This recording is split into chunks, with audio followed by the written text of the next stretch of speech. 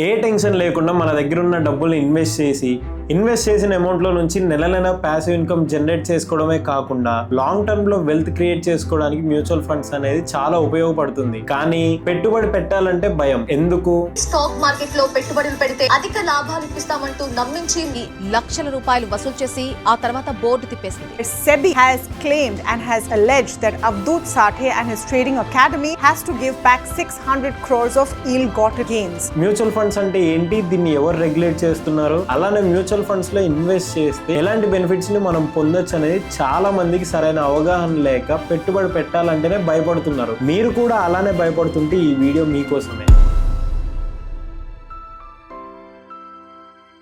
ఈరోజు వీడియోలో mutual funds functionality అలానే ఇన్వెస్టర్స్ అందరికీ ఉండే కామన్ క్వశ్చన్స్ అండ్ డౌట్స్ ని ఈరోజు మీతో షేర్ చేస్తున్నాను. ఫస్ట్ టైం చూస్తున్న వాళ్ళకి మ్యూచువల్ ఫండ్స్ అంటే ఏంటో తెలియని వాళ్ళకి చిన్న లైన్ లో చెప్తాను. మన దగ్గర ఉన్న డబ్బుని అసెట్ మేనేజ్మెంట్ కంపెనీలో ఇన్వెస్ట్ చేస్తే వాళ్ళు దాన్ని stocks, bonds or debt funds లో ఇన్వెస్ట్ చేసి టైం టు టైం గ్రో చేస్తారు. మ్యూచువల్ ఫండ్స్ అనేది ఈ రోజు ఏదో కొత్తగా వచ్చింది కాదు. 1963లో UTI తో గవర్నమెంట్ ఎస్టాబ్లిష్ చేసింది. అలానే 1987 నుండి public sector banks and insurance companies start చేశాయి. 1993 నుండి private sector banks mutual funds ని స్టార్ట్ చేశాయి. అదే సంవత్సరం నుండి సెబీ రెగ్యులేటర్ గా వ్యవహరిస్తుంది. సెబీ బ్యాంక్స్ ని RBI reserve bank of India ఎలా రెగ్యులేట్ చేస్తుందో అలానే సెబీ సెక్యూరిటీ మార్కెట్స్ ని రెగ్యులేట్ చేస్తుంది. SEBI rules and guide lines ఎంత స్ట్రిక్ట్ గా ఉంటాయంటే రీసెంట్ టైమ్స్ లో మీరు ఈ న్యూస్ ని చూసే ఉంటారు. 600 crores penalty for Avadhut Sathe trading academy అని. ఎందుకు? For allegations of unregistered investment and research analyst service advisory అలానే F&O లో హెవీ రిటర్న్స్ మీకు వస్తాయని ప్రామిస్ చేసినందుకు రిటర్న్స్ ని ప్రామిస్ చేయడం SEBI rules and guide lines కి విరుద్ధం. ఇలా చేసినందుకు గాను పెనాల్టీతో పాటు వాళ్ళ ట్రాన్సాక్షన్స్ అన్నిటిని ఫ్రీజ్ చేశారు. అలా చేసే రైట్స్ అండ్ పవర్స్ సెబీకి ఉన్నాయి. ఇలా వేటిని సెబీ రెగ్యులేట్ చేస్తుందో ఒకసారి చూడండి. ఇప్పుడు మ్యూచువల్ ఫండ్స్ లో అసెట్ మేనేజ్మెంట్ కంపెనీ ద్వారా డబ్బుల్ని ఇన్వెస్ట్ చేస్తాము. ఓకే, ఇక్కడ దాకా బానే ఉంది. మరి ఈ AMC అసెట్ మేనేజ్మెంట్ కంపెనీ ఏమన్నా ఫ్రాడ్స్ చేస్తున్నా లేదా గైడ్ లైన్స్ కి విరుద్ధంగా ఉంటున్నా ఎవరు చూస్తారు? అసలు ఈ AMC పై అధికారి ఎవరు, అలానే AMC అండర్ లో ఎవరెవరు ఉంటారు అనేది ఇక్కడ కనపడుతున్న ట్రీ డయాగ్రామ్ లో జాగ్రత్తగా గమనించండి. అసలు స్పాన్సర్స్, ట్రస్టీ, AMC వీళ్ళ రోల్ ఏంటని సింపుల్ గా ఒక ఎగ్జాంపుల్ చెప్తాను. లెట్స్ సే ఒక రైస్ గోడౌన్ ఉంది. రైస్ గోడౌన్ లో స్పాన్సర్ అనేవాడు రైస్ గోడౌన్ కి ఓనర్, ట్రస్టీ అనేవాడు రైస్ గోడౌన్ కి గార్డ్, AMC అనేవాడు రైస్ గోడౌన్ లో రైస్ ఒక్కటే మేనేజ్ చేస్తాడు.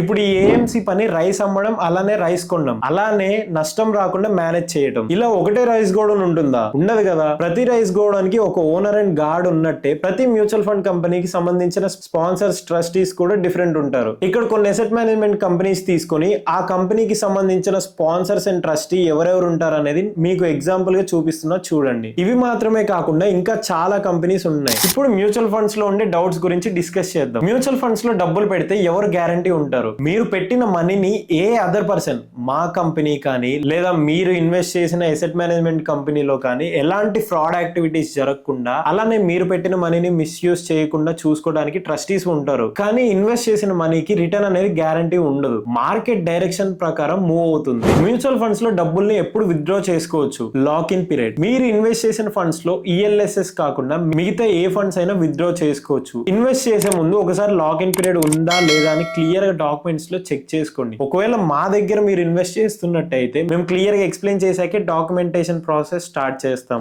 మ్యూచువల్ ఫండ్స్ లో పెట్టిన డబ్బులు ఉంటాయా లేదా పోతాయా? మ్యూచువల్ ఫండ్స్ లో ఇన్వెస్ట్ చేసిన డబ్బులు ఆ డబ్బులు మార్కెట్ లో పెడతారు కాబట్టి మార్కెట్ ని బట్టి ఒకసారి లాస్ ఆర్ ఒకసారి ప్రాఫిట్ వస్తూ ఫ్లక్చువేట్ అవుతా ఉంటుంది. మీరు ఒకవేళ షార్ట్ టర్మ్ లో ఇన్వెస్ట్ చేస్తే కొద్దిగా రిస్కీ అని గుర్తుంచుకోండి. మనం ఎప్పుడైతే లాంగ్ టర్మ్ విజన్ తో ఇన్వెస్ట్ చేస్తామో అప్పుడే సాలిడ్ గా రిటర్న్స్ ఉంటాయి. మ్యూచువల్ ఫండ్స్ మంత్లీ ఎంత రిటర్న్ ఇస్తుంది? మ్యూచువల్ ఫండ్స్ లో మీరు ఎప్పుడైనా షార్ట్ టర్మ్ కి అంటే 24 months to 36 months ఈ గ్యాప్ లో మోస్ట్లీ రిటర్న్స్ ఎక్కువగా ఎక్స్పెక్ట్ చేయకూడదు. ఎప్పుడైతే మీరు లాంగ్ రన్ లో ఉంటారో 36 months పైన ఉంటారో దాని తర్వాత మీ పోర్ట్ఫోలియో స్టేబుల్ గా ఉంటుంది. మ్యూచువల్ ఫండ్స్ కన్నా ఫిక్స్డ్ డిపాజిట్ బెటర్ ఏమో. మనీకి సెక్యూరిటీ ఉంటుంది. అవును, ఫిక్స్డ్ డిపాజిట్ లో ఇన్వెస్ట్ చేస్తే టిపికల్ గా 5 to 7% ఇంట్రెస్ట్ రేట్ ఇస్తుంది. అలానే DICGC నుండి కూడా బ్యాంక్ కి అప్ టు 5 lakhs ఇన్సూరెన్స్ ఉంటుంది. కానీ 3 years తర్వాత FD నుంచి మనీ వచ్చినా పెద్దగా యూజ్ ఉండదు. ఈ ఈ వీడియోలో లాస్ట్ వరకు చూసిన వాళ్ళు ఇప్పటి వరకు ఇన్వెస్ట్మెంట్ చేయకపోయినా ఆర్ ఇప్పటి నుంచి ఇన్వెస్ట్మెంట్ చేయాలనుకుంటున్నా మా నీరజ్ గ్రూప్ మీకు retirement planning or education planning ఇంకా ఎలాంటి వెల్త్ క్రియేషన్ చేద్దాం అనుకుంటున్నా Neeraj group is the gateway అని గుర్తుంచుకోండి. ఇక్కడ కనిపిస్తున్న కాంటాక్ట్ డీటెయిల్స్ ద్వారా ఆర్ మా సోషల్ మీడియా ద్వారా మమ్మల్ని కాంటాక్ట్ అవ్వచ్చు. Thank you.